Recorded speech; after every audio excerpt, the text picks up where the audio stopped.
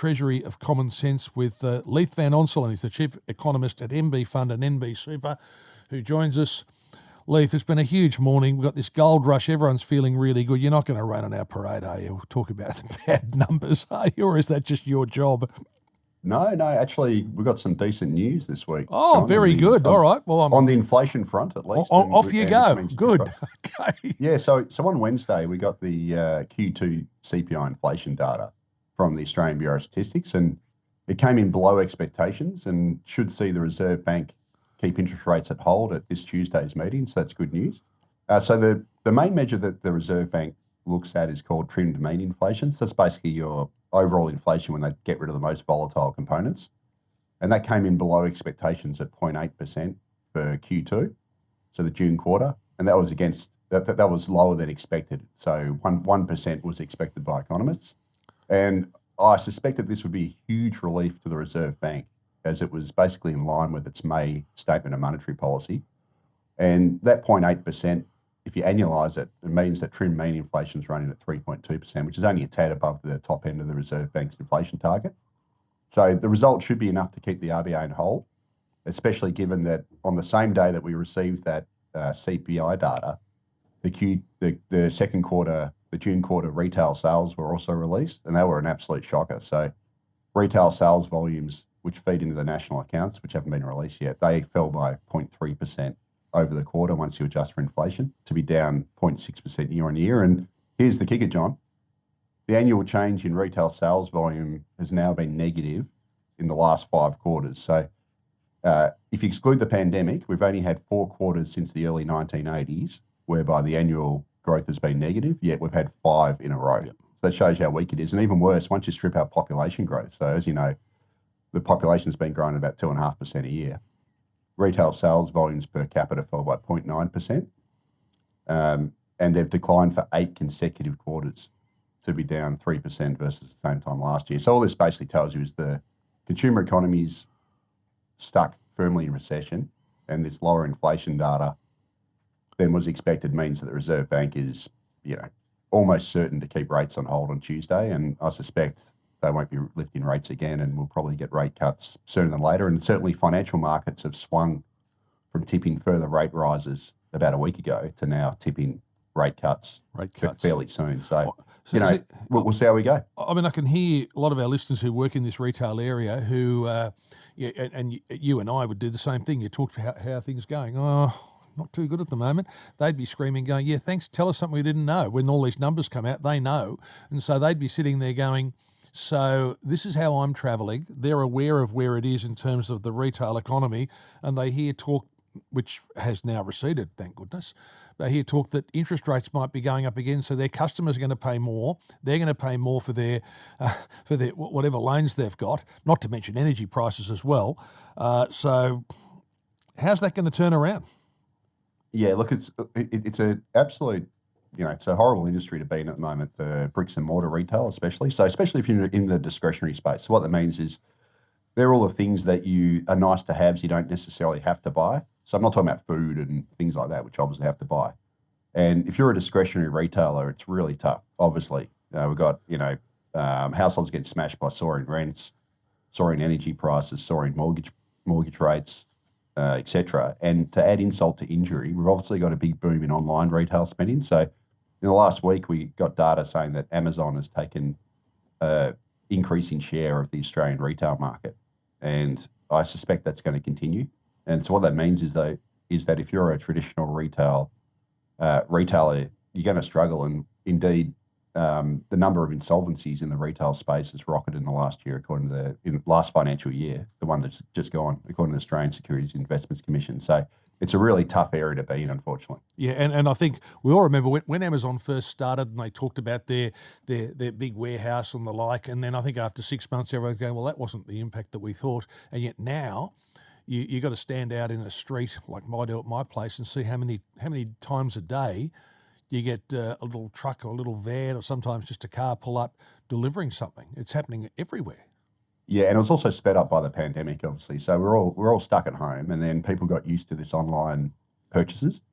So not just Amazon, eBay, and all this other stuff. And they got used to it, and I guess some people probably got conditioned to it as well.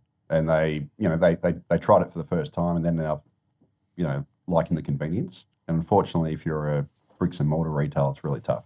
Yeah. Can I ask you, because we talked about this a little earlier in the program, and people always bring this up just in terms of, they use that cliche of the interest rate being a blunt instrument.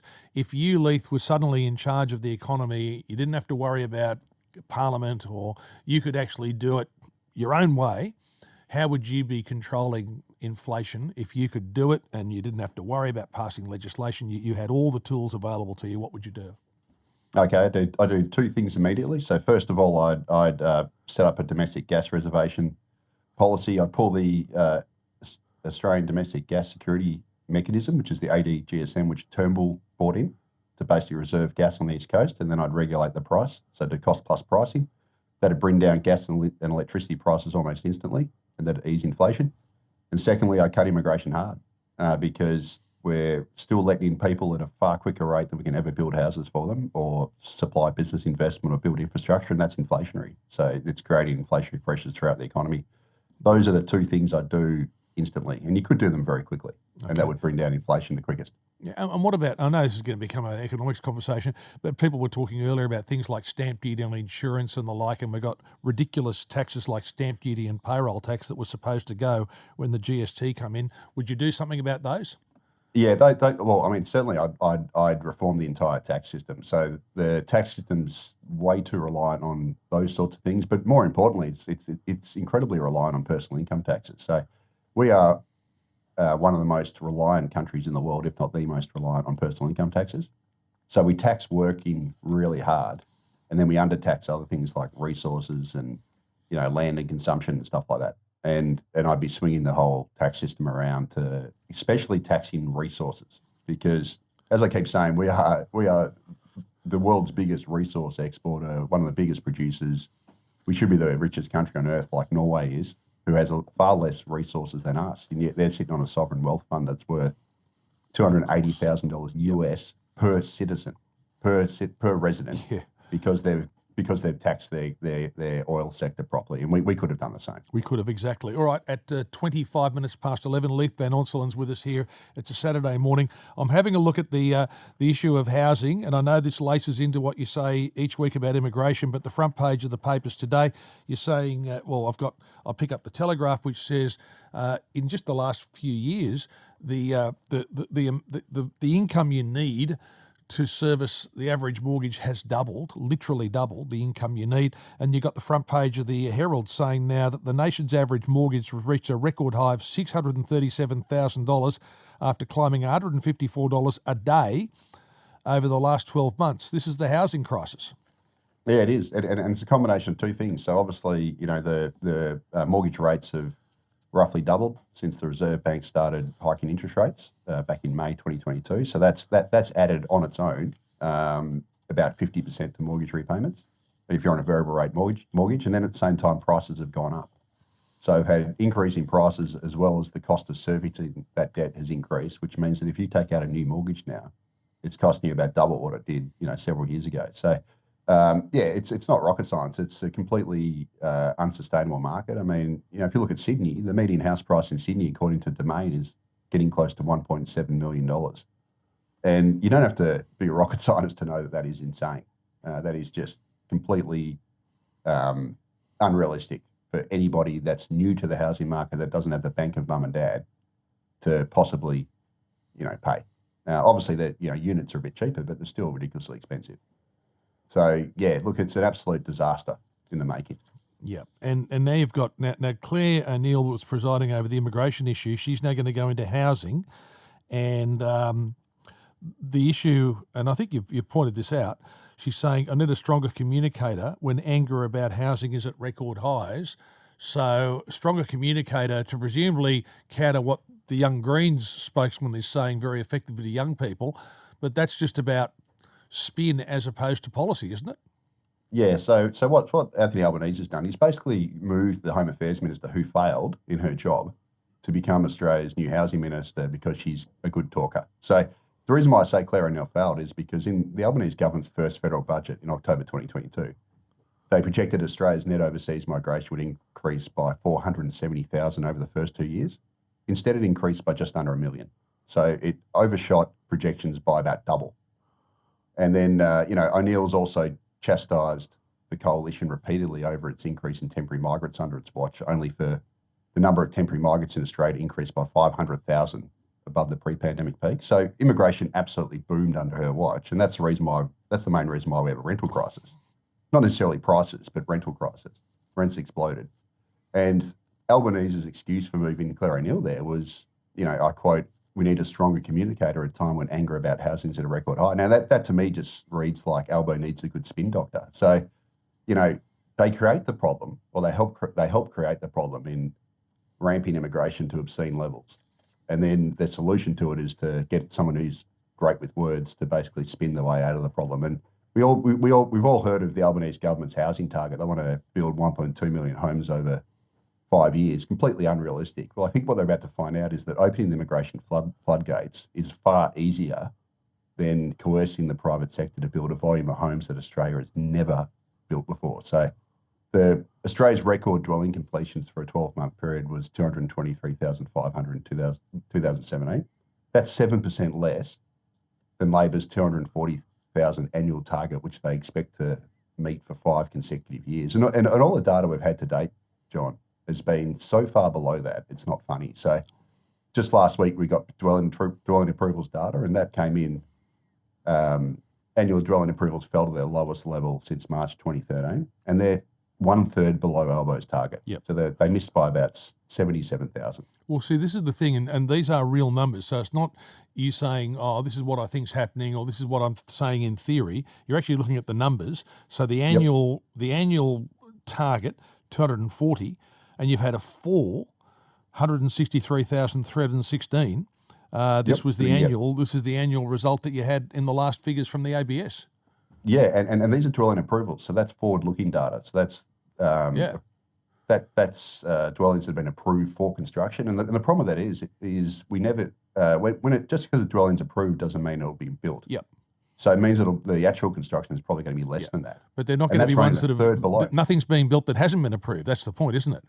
Yeah, that's it. That's the it. cap. That's as big as it's going to get. Yeah, and so if you look at all the latest approvals, the dwelling approvals, dwelling commencements, dwelling completions, those are 3 things that the the ABS tracks. They're all running 1/3 below Albo's target.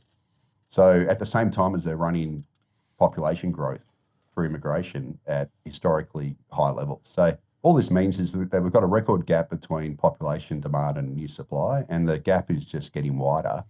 And it just means that this rental crisis is becoming permanent. And the biggest solution to it is it's going to be very hard to build a high number of homes when you have high interest rates. Construction costs have increased by 40% since the pandemic began. The residential building industry is competing with state government big build infrastructure projects, competing for materials and labour. And then nearly 3,000 construction firms have collapsed last financial year. So the macroeconomic conditions are not conducive to building a lot of homes.